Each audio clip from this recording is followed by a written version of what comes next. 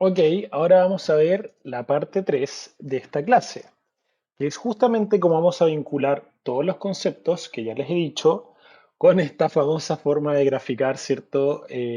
La distribución y la densidad de una variable que puede ser la campana de Gauss o la que les estaba mostrando antes, ¿ok?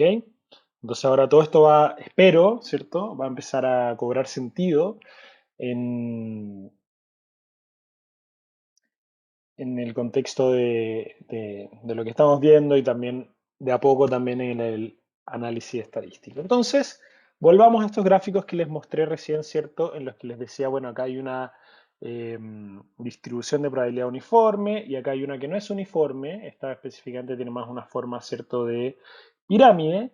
Y básicamente lo que quiero que hagamos es que tracemos una línea imaginaria que recorra el punto más alto de cada barra y entendamos qué es lo que pasa, ¿cierto?, debajo de esa línea. Entonces acá, si nosotros trazamos esta línea imaginaria, lo que vamos a tener debajo de esta línea hasta llegar a la base del eje X, ¿cierto? Cuando el eje X toma el valor cero, vamos a tener debajo de esa línea el 100% de los casos, ¿verdad?, que componen los posibles eventos de nuestra variable.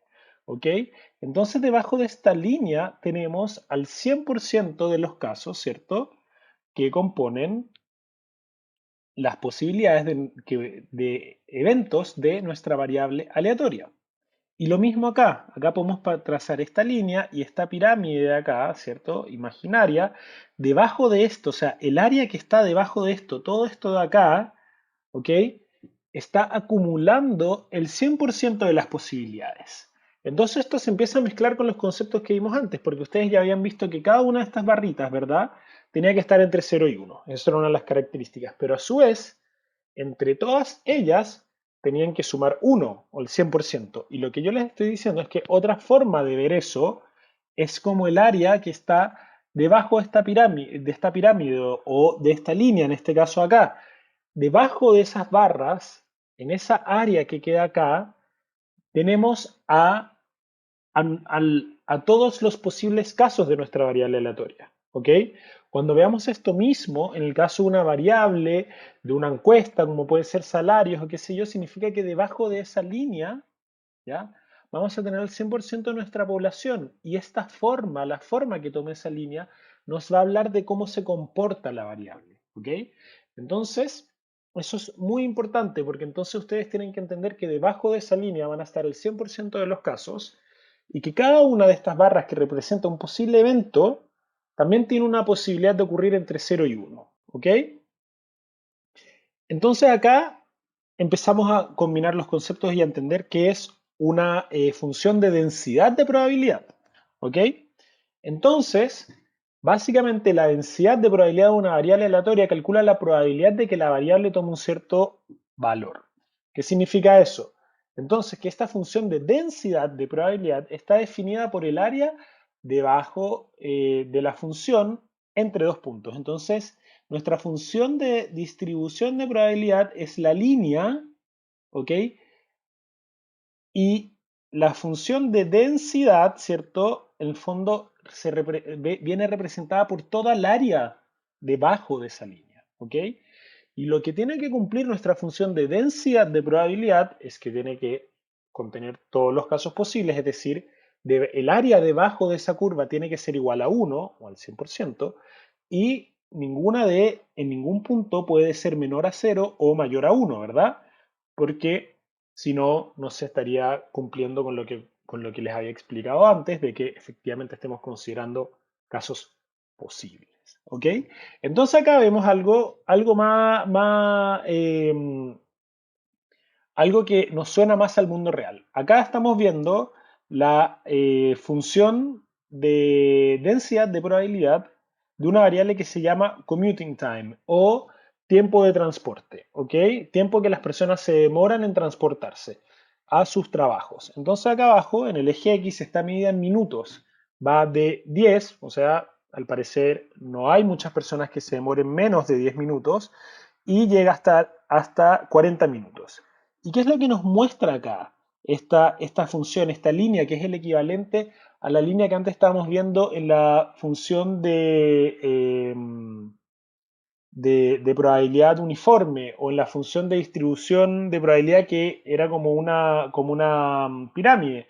Acá tiene otra forma, ¿ok?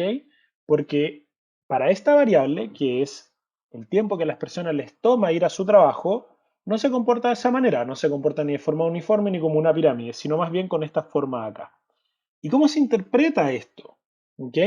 Esto se interpreta como que la probabilidad de que ocurra cada uno de estos valores de acá, por ejemplo 15, ¿cierto? Viene explicado por un cierto valor de posibilidad de tiempo de transporte que está acá en el eje Y, que acá se dice, ¿cierto? Acá muestra la densidad de la probabilidad. Y nosotros calculando el área debajo de esa línea, el área debajo de esa curva, podemos calcular la probabilidad de ciertos eventos. Por ejemplo, acá este gráfico nos dice que esta área de acá tiene una probabilidad de ocurrencia de 0,2 o del 20%. ¿Qué significa eso? Que la probabilidad de que una persona se demore 15 minutos o menos en transportarse al trabajo es de un 20%. Este 0,58 acá nos dice que la probabilidad de que una persona se demore entre 15 y 20 minutos, ¿cierto? En transportarse al trabajo va a ser de 58%.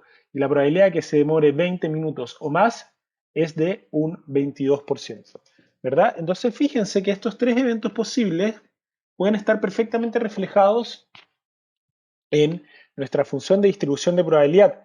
Pero acá lo que estamos viendo es la densidad. ¿Ok? Y esa densidad es lo que es el área de abajo de la curva. Y esa densidad básicamente lo que hace es acumular y mostrar el 100% de los casos y cómo se distribuyen dentro de los distintos valores que puede tomar nuestra variable que está en el eje X. En este caso, para este ejemplo, que es de un estudio particular de tiempo, ¿cierto?, que las personas se demoran en ir al trabajo. ¿Ok? Pero acá lo importante es que ustedes entiendan es cómo estos conceptos se vinculan, ¿ok? Y que acá, en estas mismas, ¿cierto? En estos tres posibles escenarios, ¿cierto? Que se toman en este gráfico, que están definidos, ¿cierto? Por estas líneas de acá, es equivalente a la función de distribución de probabilidad. Y que esta función de densidad de probabilidad es esto que estamos viendo acá y que es muy interesante porque nos habla de cómo se comporta la población. Por ejemplo, acá vemos que esta función de densidad de probabilidad tiene una cola súper larga. ¿Y qué significa eso? Que si bien la mayoría de las personas, ¿cierto?, están acá, están en estos valores de X, de la variable del eje X, o sea, en estos valores de tiempo que se demoran en transportarse, hay muchas otras personas que están acá en términos relativos al total de la población son una parte pequeña, pero igual hay casos que están, ¿cierto?, con estos valores de minutos que se demoran en transportarse al trabajo. Si esto fuese una función de densidad de probabilidad de los salarios, veríamos una cola mucho más larga, con muy pocas personas que ganan salarios muy altos, ¿verdad? Pero todo eso nos habla mucho, mucho de cómo se comporta la población en base a la variable que estamos tratando de analizar. Entonces, esta forma de acá, de la función de densidad de probabilidad, ¿ok? Y la forma de la línea que va a tomar nuestra función de distribución de probabilidad es infinitamente relevante para entender la variable y para entender cómo la variable se comporta, ¿cierto?, en la población que estamos analizando. Entonces, esto, ¿cierto? Y esto acá no se asusten, esto es una integral, pero no les voy a hacer preguntas de integrales, no se preocupen. Pero la forma correcta, matemáticamente correcta de calcular esta área abajo de la curva es lo que se llama una integral. Y esto acá simplemente nos quiere decir que la probabilidad, ¿cierto?, de que nuestra variable z esté entre a y b es igual a la integral que se calcula entre el punto A y el punto B, ¿cierto?, de la función de distribución de probabilidad. Esta función de acá es la función de distribución de probabilidad, es la línea. Básicamente, si nuestra función de distribución de probabilidad, ¿okay?, tiene que cumplir las características que también dijimos que tenía que tener antes, es decir, para los valores del menos infinito al más infinito, o sea, para todos los posibles eventos, ¿cierto?, que captura esta función de distribución de probabilidad, su integral tiene que ser 1. Es decir, el área abajo de la curva tiene que ser 1. Es decir, tiene que capturar el 100% de los eventos posibles. Eso es lo único que significa esto de acá, ¿ok? A su vez, podemos ver la función de probabilidad acumulada, que indica la probabilidad de que una variable aleatoria tome un valor igual o menor a un umbral específico. Eso quiere decir cuál es la probabilidad de que nuestra variable x sea, ¿cierto?, menor a. En esto, típicamente, la función de probabilidad acumulada se define con una f mayúscula, pero esto es realmente simplemente algo que típicamente se utiliza, pero no es una regla. Pero matemáticamente eso queda definido como la integral desde menos infinito hasta el punto A, y ahí vemos entonces desde los valores de nuestra variable de interés que se grafica en el eje X, ¿ok? Desde el menos infinito hasta A, ¿cierto? ¿Cuánto es el área que hay debajo de la curva? ¿Ya? Es decir, cuál es la probabilidad acumulada hasta ese punto. Si volvemos hasta a esta de acá, nosotros podríamos ver la función, ¿cierto?, de probabilidad acumulada desde menos infinito hasta 20 minutos. ¿Eso qué nos va a hacer? La integral lo que va a decir es que la integral lo único que hace es calcular el área debajo de la curva, y en ese caso le dice hasta un cierto punto. El área debajo de la curva hasta el punto 20 es la suma de 0,2 más 0,58, es decir, 0,78 o 78%. ¿Qué nos quiere decir eso? En este caso nos quiere decir que la probabilidad, ¿cierto?, de que una persona se demore 20 minutos o menos en transportarse a su trabajo es del 78%. Eso es lo único que significa. Y si se fijan, se asocia directamente a la tabla que estábamos viendo antes, en la que vimos cómo todos estos conceptos que estamos viendo se pueden expresar en una tabla que muestre frecuencias, ¿cierto?, probabilidades y probabilidades acumuladas. Por ejemplo, y esto solamente para mostrarles una función de densidad conocida que es la de la normal, ¿ok? Y esa función normal, que es esa famosa campana de Gauss, se escribe, ¿cierto?, para que ustedes puedan como graficar esa curva famosa, ¿ok? Tienen, ¿cierto?, que usar esta función de acá, ¿ya? Y acá, ¿cierto?, en estos valores que están acá, mu es la media. em, También incluye la varianza, ¿ok? Y simplemente nos muestra, esto es simplemente para que ustedes vean cómo matemáticamente se muestra cómo se pueden graficar, o sea, graficar o definir matemáticamente distintas funciones, ¿ok? Pero no se compliquen con esto porque esto no se lo tienen que aprender de memoria en ningún caso.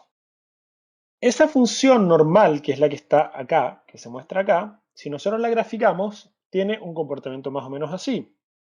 Y si su varianza es igual a 1 y su media es 0, se va a ver así. Si tiene media 1, vamos a ver que la forma no va a cambiar, ¿cierto? La varianza no cambió, no cambia la forma, pero si en vez de tener media 0 tiene media 1, vemos que el punto más alto se corre un poco más hacia la derecha, representando un valor promedio, ¿cierto?, de esa distribución un poco más alta. Si la media es 2 y la varianza sigue siendo 2, vemos que se corre aún más a la derecha, representando que el promedio de los valores están en torno a un valor más alto. Y si aumentamos la varianza, por ejemplo, ¿qué es lo que pasa? Bueno, pierde un poco de altura, por así decirlo, y se hace un poco más ancha, representando que los valores, ¿cierto?, están un poco más dispersos. Entonces acá empezamos a ver y a combinar varios conceptos, que es la idea de que estas distribuciones van a tener una media, van a tener una varianza, que la varianza nos va a hablar de qué tan dispersos, ¿cierto?, en torno a esa media van a estar los distintos posibles valores que tome nuestra variable, y que también la media nos va a, por así decirlo, mover, ¿cierto?, a la distribución hacia distintas partes de nuestro gráfico, ¿ok? Y todo eso nos va a hablar de comportamientos de la población que nos interesa analizar.